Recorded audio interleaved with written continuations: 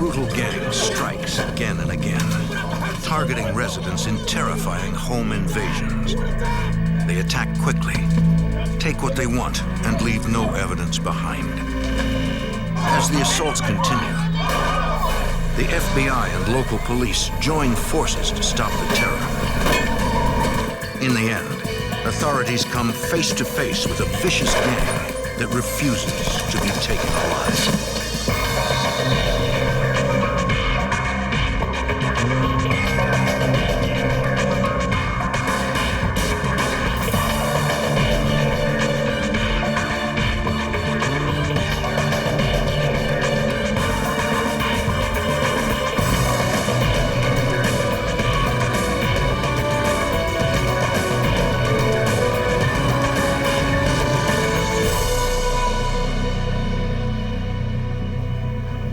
In the 1990s, neighborhoods in Detroit were terrorized by a gang of robbers. Impersonating police officers, they invaded over 100 homes, robbing, raping, and torturing their victims.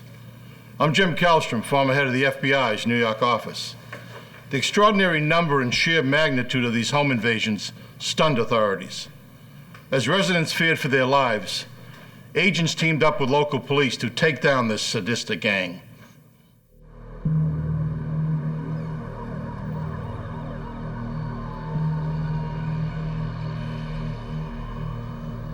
Detroit, Michigan, February 1994. In some neighborhoods, narcotics trafficking is a way of life, and drug busts by the local police are routine. This raid is anything but routine.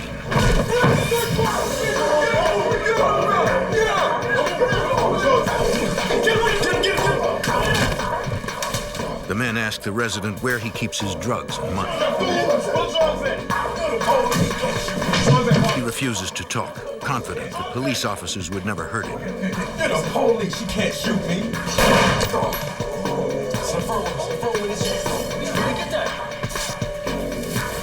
Hurry up, yo! Hurry up! Wait, I got it. Yo, hurry up, let's go!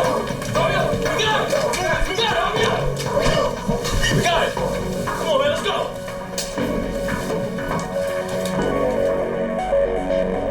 Calls police and reports that officers broke into his home, assaulted him, then stole money and jewelry. The patrolmen know the resident is a local narcotics dealer. They also know there were no drug raids scheduled for that address. Could these home invaders be rogue cops? The incident is part of a wave of excessively violent home invasions plaguing Detroit. Give it up! I don't want to have to hurt you, old woman! Averaging more than one a week, they spread fear throughout the city. Give it up! The invaders leave no useful evidence behind. In June 1994, the newly formed Safe Streets Violent Crimes Task Force dedicates itself to putting an end to the terror. It is comprised of Detroit police detectives and FBI agents, including Special Agent Michael Kosanovich. We really were determined to solve these violent home invasions. Initially, we were aware of approximately 50 home invasion robberies from the beginning of '94 up through June of '94. They were fairly violent. They involved shootings, sexual assaults. Investigators begin by searching for connections between the numerous invasions. Detroit police officer Tom Dunai.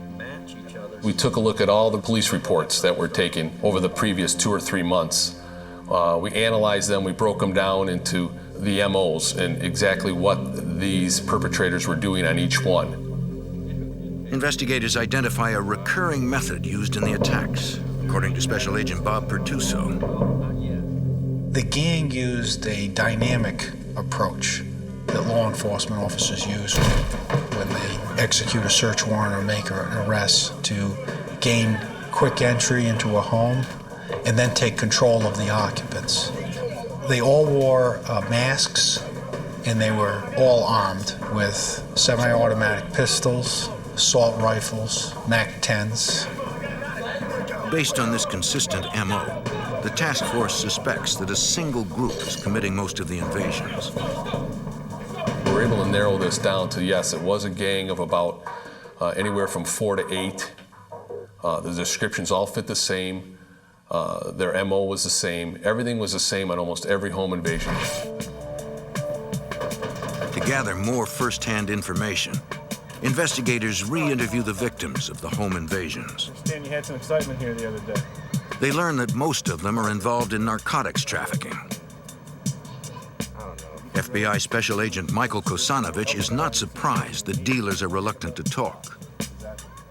They don't want to reveal the fact that they were selling drugs or conducting illegal activity out of that residence. Detective Sergeant Tom Barry tells the dealers that the task force has no interest in busting them for narcotics. People are getting raped, they're violent. We don't care about the drugs. We need your cooperation. About 90% of the time, the drug guy come on board, you come on our team and say, hey, I deal my drugs, I know that's not right, I'll tell you what I know about this case. Holds a gun at me and I'm like, he's a cop, you know. Investigators discover that some home invasion victims are not drug dealers. These sometimes elderly people, they're panicking, they're crying, they're begging.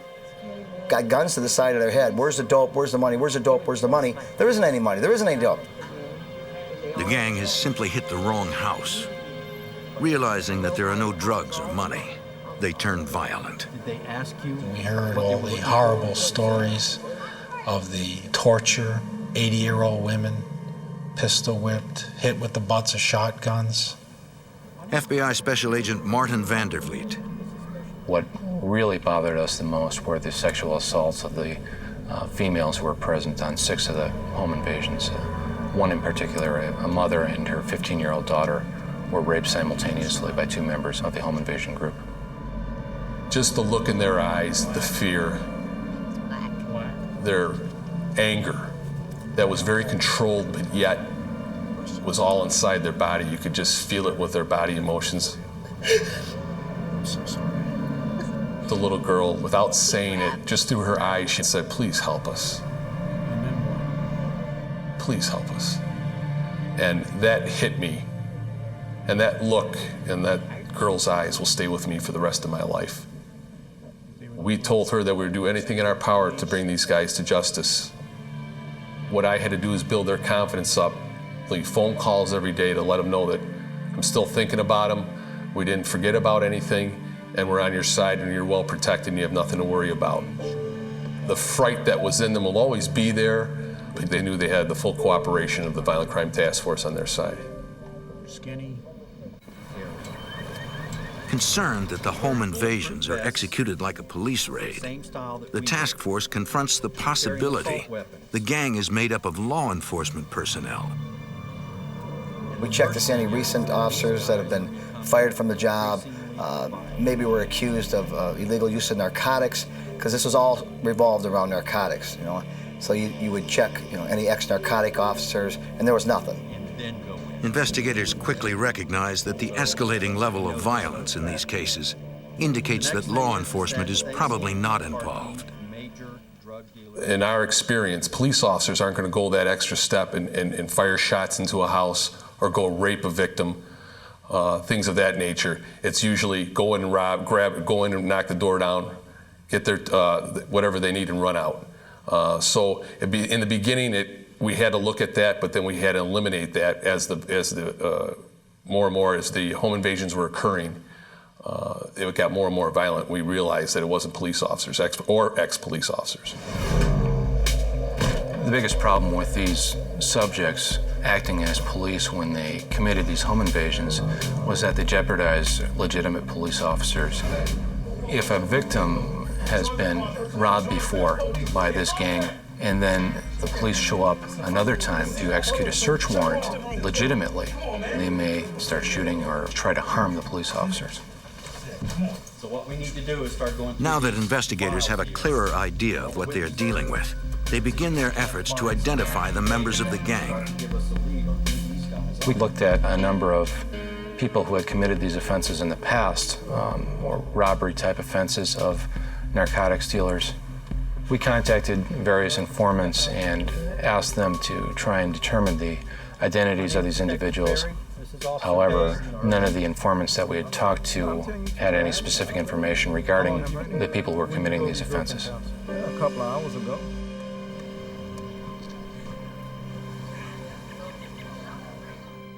Over the next month, the home invasions continue, but the task force makes little progress. Every home invasion in the city of Detroit, where people went in posing as officers, we, the Violent Crime Task Force, would respond to it. So we got first-hand information, try to get a feel, are these our guys, are these not our guys, why are they or why are they not? Investigators carefully process each scene, but can find no evidence. Everything we did, we weren't getting lucky. We needed a break.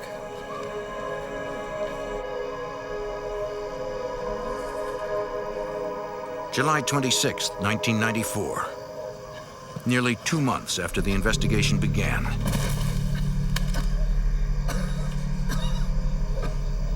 Detroit police respond to a call about shots fired.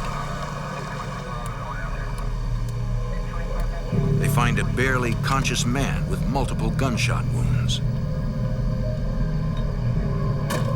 He has a gun, police jacket, bulletproof vest, and a ski mask.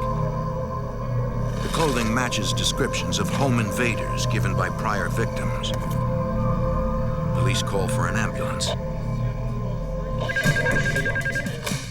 Officers alert the task force. This could be the break they need. Here's a guy, he's got a gun on him, he's got a police vest on. And my only hope at the time was, please don't die. Please don't die. Agents rush to the hospital, hoping the man pulls through.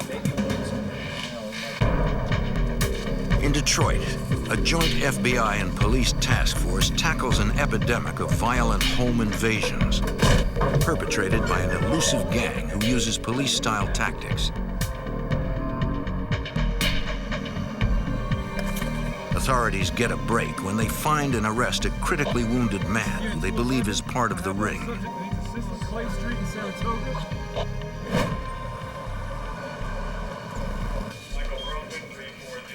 FBI agents go to the hospital to question the suspect.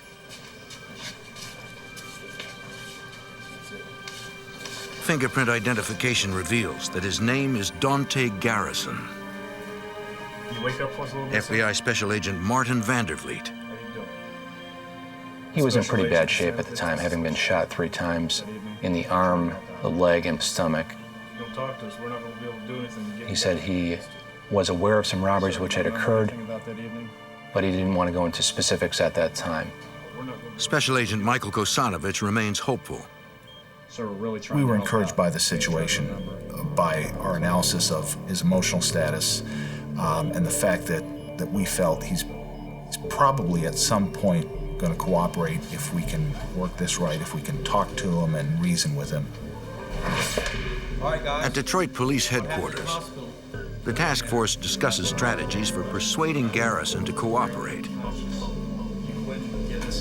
When the suspect's name comes up, Detroit officer Al Page recognizes it. He says he knows his family and had even once held Garrison when he was a baby. To Detective Sergeant Tom Berry, this is an extraordinary stroke of luck. Now, what are the odds of that? So not only did he get shot and didn't die, we got one of our officers that knows him. This couldn't be any better. Investigators return to the hospital, and Officer Page exploits his relationship with the suspect's family, hoping to cajole Garrison into cooperating.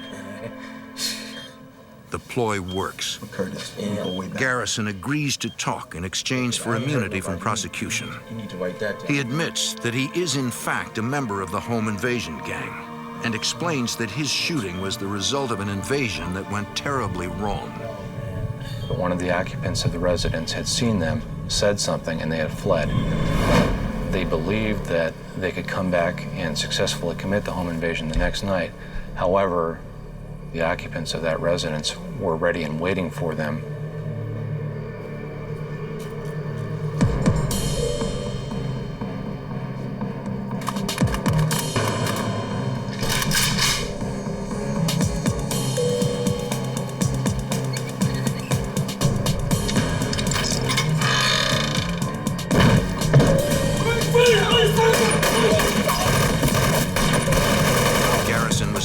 5 times. The gang fled, leaving the wounded Garrison to fend for himself. Special Agent Bob Pertuso. And that was the difference between these criminals and law enforcement.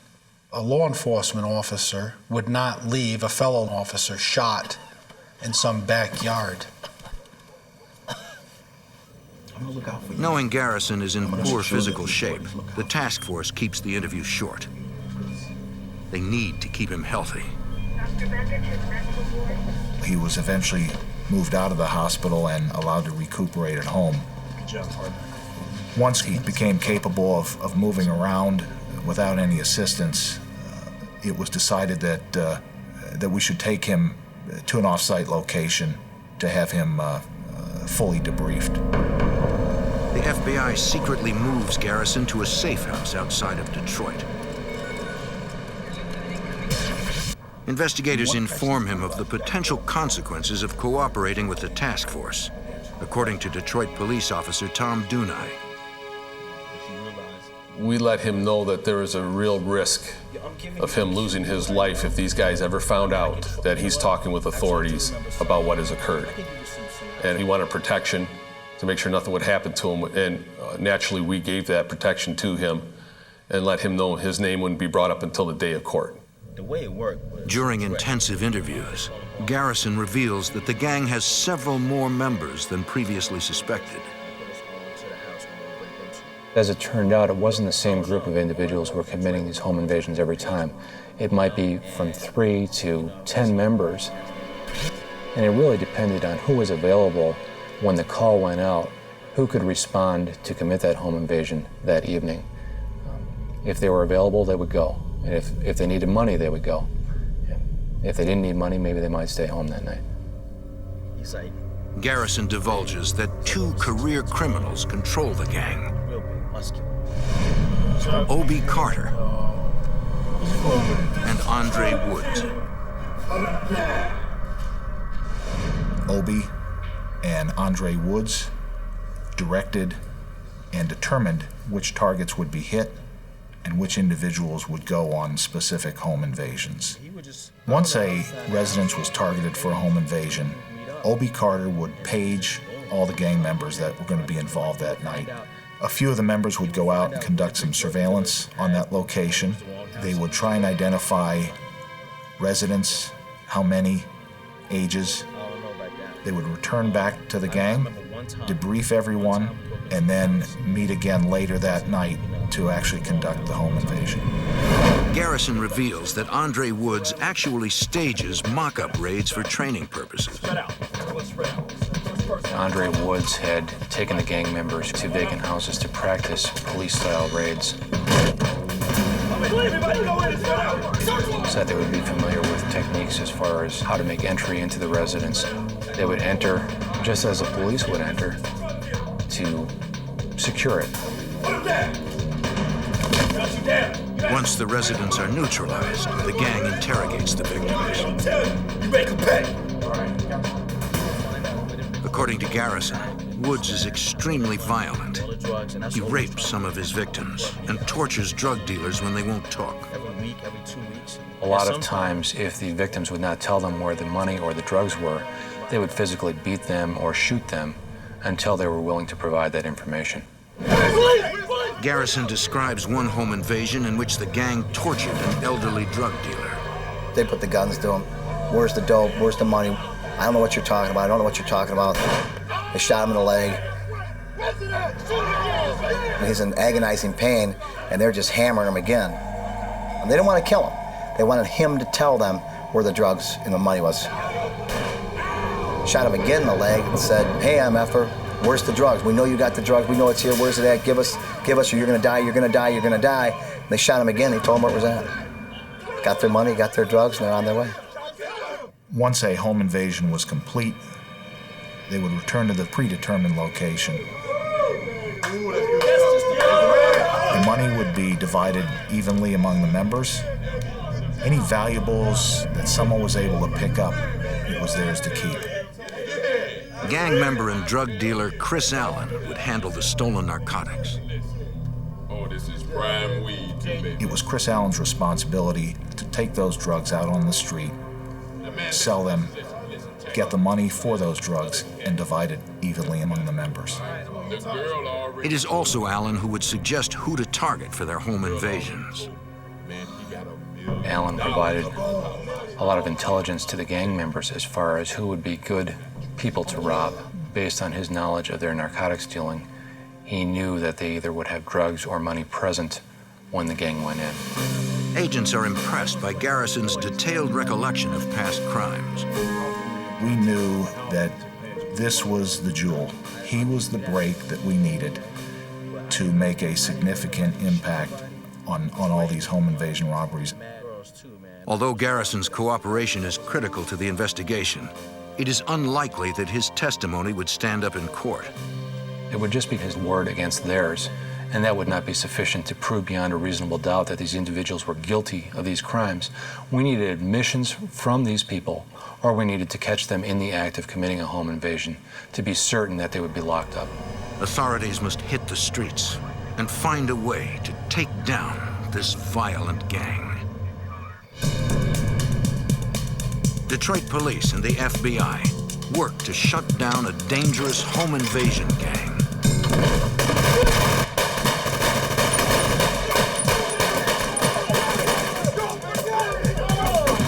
They get a major break when a gang member is found shot and begins cooperating with the investigation. Those are all the names I know. You know where they hang out? What neighborhoods they live in? Nah, man, they wasn't like my boy. A joint FBI police task force begins using the informant's information to identify more gang members, according to Special Agent Martin Vanderfleet. A lot of them had criminal histories that matched up with what was occurring. We felt they were likely involved in this based on that. And we went out and did physical surveillance of their residences and could see that they were associating with other members of the group. Although investigators have received detailed information about the gang's infrastructure from their cooperating witness, the task force needs more evidence to build their case. Authorities show photo lineups of the suspects to the gang's victims, hoping they can identify their attackers. Take your time. Detective Sergeant Tom Berry. The bad thing that we ran into is the victims could not identify them. They were in masks. Everything went by in a flash. They put them down on the floor. They could not identify them. Another set. The inability of witnesses to pick out their attackers hurts the case. Take your time. Special Agent Michael Kusanovich. No. We don't have enough information to conduct search warrants, to make any arrests. All we have is one individual who's providing information. What we're now looking for is additional fresh information to allow us to go further in the investigation. The task force asks a federal judge for permission to use wiretaps. If they can prove that there is an ongoing pattern of felonies by the gang, they can take down the entire organization on federal racketeering charges. And apparently he's also one who has trained gangs. A few days later, in the early morning hours of September 4th, 1994, police respond to a report of shots fired at an illegal after-hours gambling house. It is owned by Andre Woods, one of the gang's leaders. They interview witnesses and piece together what happened. At 4:30 in the morning, Andre Woods got into an argument with a few of the gamblers. It got out of hand. He didn't like, they disrespected him. Gunned him down, cold blood. Just wiped out, 4 human lives in a second. He just kind of walked out. That's just the way he was. Got in his Mercedes-Benz and took off. The task force provides Detroit Homicide with information on Woods and his car. Homicide detectives use the information to alert law enforcement nationwide in an all-out effort to find the fugitive. Obviously, this caused us to try and speed up our efforts to obtain these wiretaps because we had demonstrated to us the propensity for extreme violence. If Woods was willing to commit a quadruple homicide, we felt that they wouldn't be afraid to commit homicides if necessary in the commission of the home invasions. 5 days after the quadruple homicide, a judge grants the task force permission to monitor the pagers of several of the gang members. They begin collecting phone numbers and discover a consistent pattern of calls between them. It shows further evidence of the gang's organization. A week later, the unimaginable happens. Fugitive Andre Woods strolls into Detroit Police Headquarters. He walked in and said, "Hey, I hear you guys are looking for me." Police believe Woods turned himself in because the manhunt was getting too hot. He thought it would be easier to fight the charges in court. FBI Special Agent Bob Pertuso is glad to have Woods off the streets. Because he was so violent, he was an enforcer for the gang, and if Woods was still out, there was a great potential for more people to get hurt. A week after Andre Woods surrenders, the task force uses the evidence from the pagers to get its first telephone wiretap on the remaining gang leader, O.B. Carter. We were hoping to be able to identify past home invasions, proceeds of those robberies, and most of all, identify future home invasions so that we could prevent them or catch these individuals in the act. The task force also places Carter under surveillance by a Detroit police crew that includes Officer Steve Miller. The guy was really surveillance conscious, so it was a pretty hard target to follow, but we were able to follow him. The information gathered through surveillance, combined with the evidence from the wiretap, gives investigators further insight into the gang's activities. We were able to start to watch their moves and start to anticipate as opposed to react. Anticipate where they were going to strike and which members were going to be involved in the next home invasion. Monitoring phone conversations, they learned to recognize gang members' voices and code words. The gang calls their home invasions licks. Detroit police officer Tom Dunai.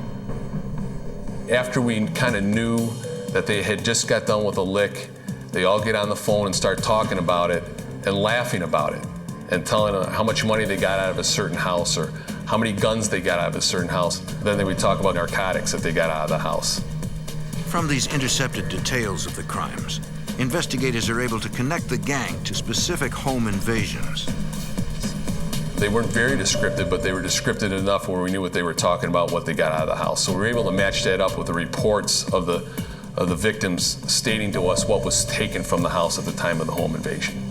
But it is still not enough. We didn't know specifically which individuals in that group had committed the home invasions. We still needed more information, and we really wanted to catch them in the act of committing a home invasion. One night, a surveillance officer is watching a home where gang members are meeting. Suddenly, an unmarked Detroit police car pulls up. Before surveillance can radio a warning, 4 plainclothes officers jump out and head in the direction of the gang house. Dispatch tells surveillance that the 4 are working on another case, looking for a possible fugitive at the house next door. The officer is worried that the violent gang members don't know it.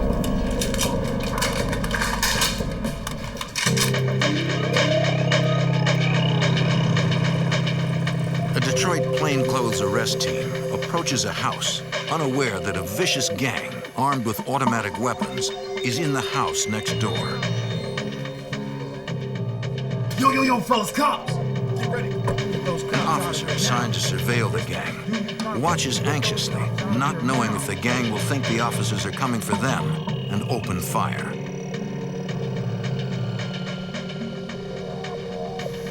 After a few tense moments, the officer is relieved to see no indication of a gang response.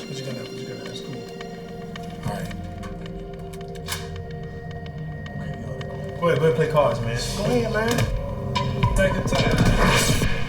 Later, the joint FBI police task force investigating the gang monitors a wiretap on a gang leader's home.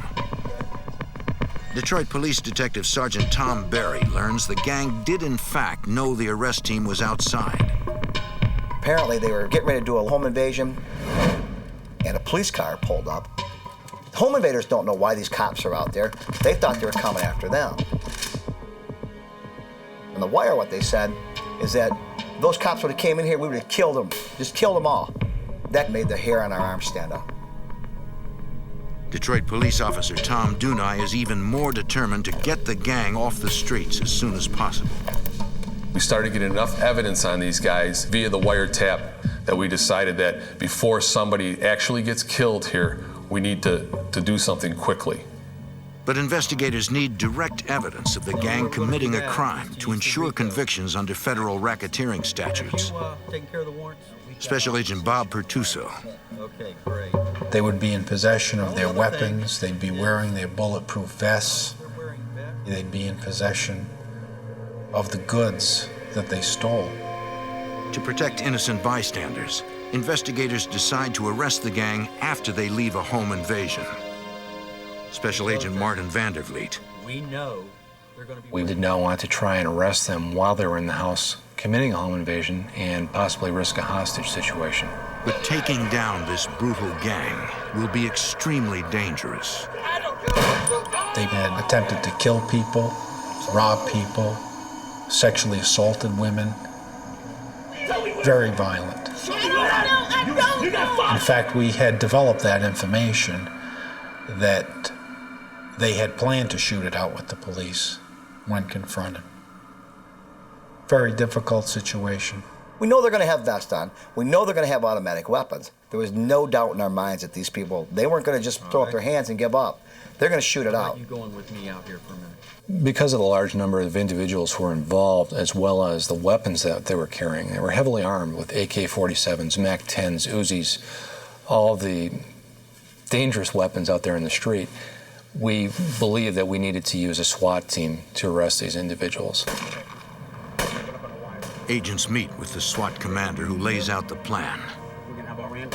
The tactical squad responsible for making the arrests will hide inside an ambulance. With its emergency lights activated, the ambulance will approach the home invader's vehicle from behind as if it were passing. Investigators believe that since the gang will have just committed a home invasion, they will try to remain inconspicuous and pull to the side of the road. And we're going to ram them with the ambulance. The 20 SWAT guys, all dressed in SWAT gear with bulletproof vests, are going to get out and get a half moon around them, so when they start to get out of the car or the van, we've got them contained. We didn't want to get into a chase. That was one of our things we didn't want. And that's why we decided to ram them, disable their vehicle. We didn't want to chase. The final component of the plan requires taking down the rest of the organization.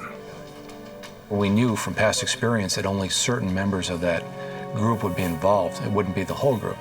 So we had other police persons ready to make arrests at other locations for whoever was not present during that home invasion, as well as to execute 6 search warrants. We had hundreds of agents and police officers involved in our plans for the takedown of this group. For weeks, the task force works around the clock, monitoring wiretaps, looking for the right opportunity to spring their trap. Then, on November 9th, they hear gang members planning their next home invasion. When we intercepted conversations about a plan to do it in 2 days, we were at a great tactical advantage. We had our federal search warrant signed, we had the assignments to conduct the searches, and of course the tactical people were actually going to handle the arrest. Unfortunately, gang members don't mention where the home invasion will be. We don't know where yet. The next day, surveillance watches 2 gang members drive through a neighborhood as though scouting for a potential target. The task force now believes they know approximately where the home invaders will strike. Police headquarters, November 11th. With the home invasion only hours away, Deadly serious. The task force goes over the plan with team leaders one final time. Their intent To underscore the danger the officers face, they play a tape recording of the gang's threat to kill police. We played that tape for the people who are going to take these people down later on. This is the real deal. We're not playing with these people. These people aren't playing with you. They have no hesitation of killing a police officer. And you can just see the officers just intently staring. This is real. These guys are going to kill us. At this point, we had been investigating this group for several months, and it was a relatively long-term investigation. And I think most of us on the task force wanted to conclude it, wanted to get them arrested. So we were pretty excited. I think the adrenaline level was pretty high, and we really were expecting that this was going to be the conclusion. One way or another, we were going to get these people locked up that evening. SWAT gives Officer Steve Miller and the rest of the surveillance teams armor-piercing ammunition for their handguns in case the takedown becomes a gunfight. We knew these guys wore the same kind of armor we wore, you know, exact same stuff in there, and we knew that they were shooting armor-piercing rounds out of their weapons. So, you know, we had to try to at least be on level par with them. That evening, surveillance observes the home invaders traveling in 2 cars. They drive to the area they drove the day before. Everybody's tightening up. They drive by the house and they leave. Well, they don't do the robbery. So we're thinking, what the heck's going on? FBI Special Agent Martin Vandervliet follows the gang from a distance. We didn't want to get too close because we didn't want to risk these individuals seeing police in the area and possibly aborting their raid. The home invaders enter a dark alley and suddenly cut their headlights. They disappear into the darkness, making it impossible to tell whether they parked or continued through the alley. We're not panicking, but where the heck are they at? Where the heck are they at? Police cannot move in for a closer look without potentially blowing their cover. If the home invaders get away, they will be free to commit another heinous crime. The FBI and Detroit police tail a gang of violent home invaders, hoping to catch them in the act. Authorities are anxious to bring closure to a 6-month investigation. Here we go. I'll be cool. Yeah, just lay back here. Lay back here. Just be cool. But when the home invaders cut their headlights, police lose them.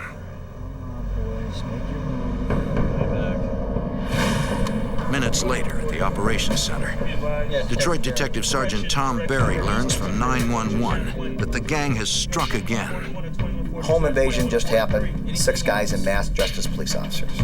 They robbed the wrong house, got nothing out of it. We got 2 victims that are both almost 70 years old. Can't identify. Since the home invaders did not steal anything, investigators decide not to make any arrests. There's simply no evidence to tie the gang to the crime. We can't prove our case, so we sit and we wait. Agents and officers scour the area looking for the home invaders.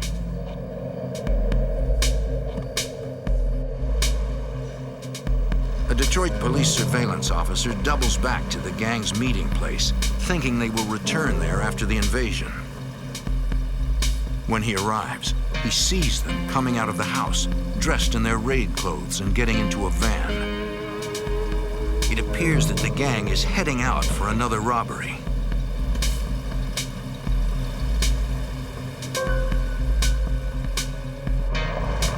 When gang members are dropped off at a house, Miller is right behind them. I ducked into a nice little parking space where I could see the front of the house and I could see the van. I adjust my mirrors, you know, and get in my surveillance mode.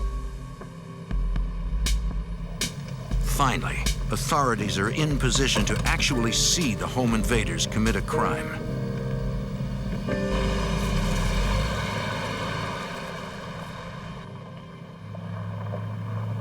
So the game plan was, they do the robbery, we can't stop it. If we go in, you risk hostages. We don't want hostages. We want nobody to get hurt.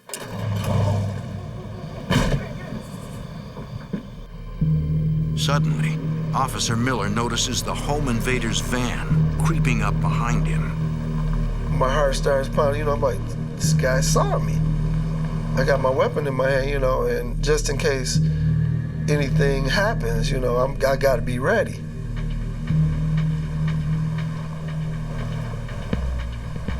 He just cruised by me. The van pulls up to the house. These guys came running out, just all kind of stuff in their hands, and they all jumped into the van. With a confirmed invasion, the task force puts their arrest plan into motion. Now we're ready to go. Now we're going to take them down. We turn it over to the SWAT team. An ambulance loaded with SWAT personnel approaches the gang's van and attempts to disable the vehicle by ramming it. But at the last second, the van speeds up and the ambulance cannot make a strong hit. The van, which has more horsepower, easily gets away from the SWAT team. FBI Special Agent Martin Vandervliet. We obviously had a major problem. We had 6 highly armed individuals in a van, and we had to stop them. Surveillance teams begin pursuing the van, knowing the chase will likely end in a gun battle. FBI Special Agent Bob Pertuso. Whenever you have armed robbers running from the police, wearing bulletproof vests, armed with automatic weapons, once they broke through the attempts by the police to stop them, there was going to be a confrontation, absolutely. Officer Miller and the other pursuit vehicles continue to chase the van through the streets of Detroit.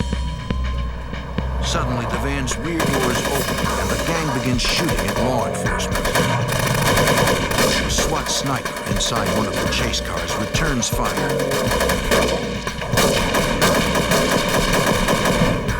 At police headquarters, Officer Tom Dunai continues to monitor the chase. It was amazing because of what had happened, how controlled the officers were in the street. There wasn't any panic, but people were screaming shots are being fired. We even heard gunfire over the radio. That's how strong it was. And in my heart, I was scared for the officers at that point. Just stay with them. The chase continues for several miles. Then, inexplicably, the van stops. 4 guys bail out the van. They're firing at me, and I jump out my car, and I fire one shot. I get one shot off of my 9mm, and it jammed. Natural instinct was just, these guys aren't getting away. Let me chase these guys.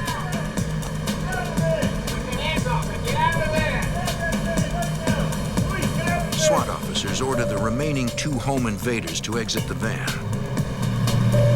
But the van takes off, and the chase continues, leaving Miller alone to pursue the heavily armed suspects.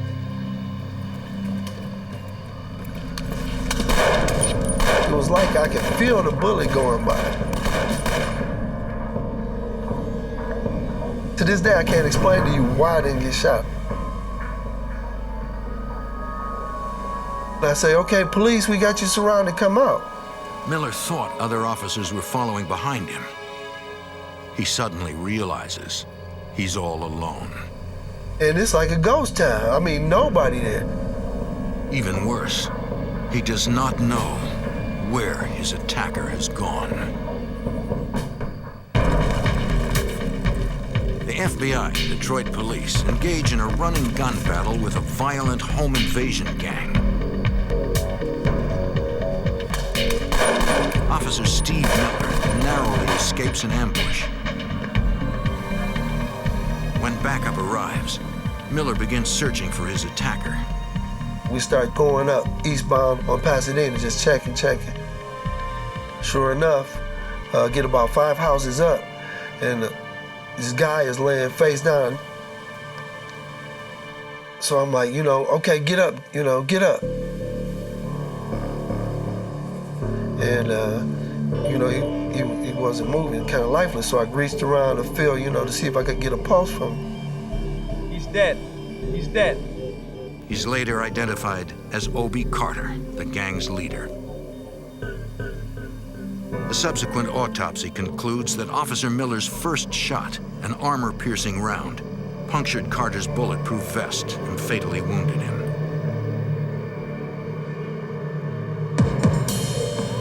Miles away, the police chase comes to an abrupt end when the gang's van breaks down.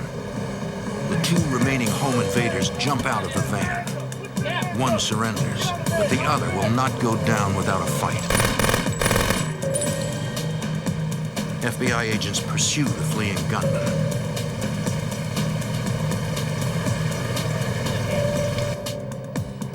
Searching down a dark alley, Special Agent Bob Pertuso sees a dark shape and carefully approaches. The getaway driver was lying on the ground. He had been shot a number of times. The agents call for an ambulance. The getaway driver is taken to a hospital and, against all odds, survives. Following a series of fierce gun battles, the task force assesses the casualties. Hundreds of shots were fired. Incredibly, no one on the arrest team was hit. Our plan worked. Unknown or injured.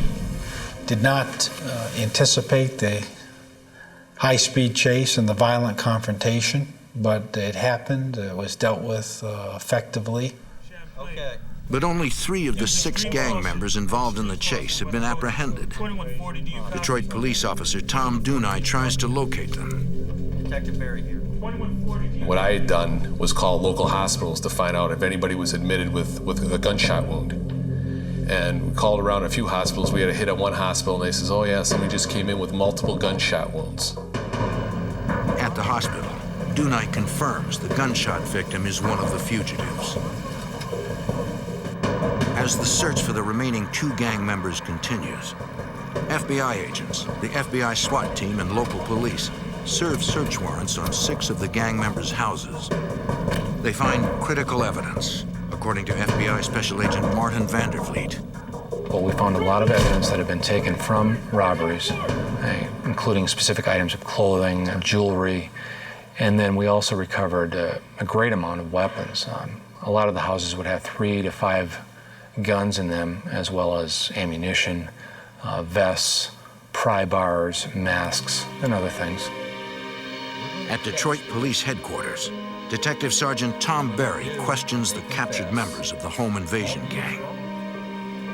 He lets them know they are facing long prison terms and that those who cooperate first may get reduced sentences. Probably 95% of them told us exactly what happened. That's how we were able to identify the rest of the gang, the rest of the peripheral players. Over the following months, the task force systematically arrests gang members. In the end, a total of 29 are convicted and sentenced on federal or state charges in the biggest home invasion prosecution to date. This particular task force, it was the first major task force between the FBI and the Detroit Police Department. We wanted to do a good job for those victims. We made a difference. We really made a difference to the city of Detroit. We did make it a safer place. Well, it just goes to show you that when law enforcement agencies can work together smoothly with the right people, anything can be accomplished. Thanks to the collaborative efforts of the Detroit Police Department and the FBI, the violent home invaders gang is dismantled forever.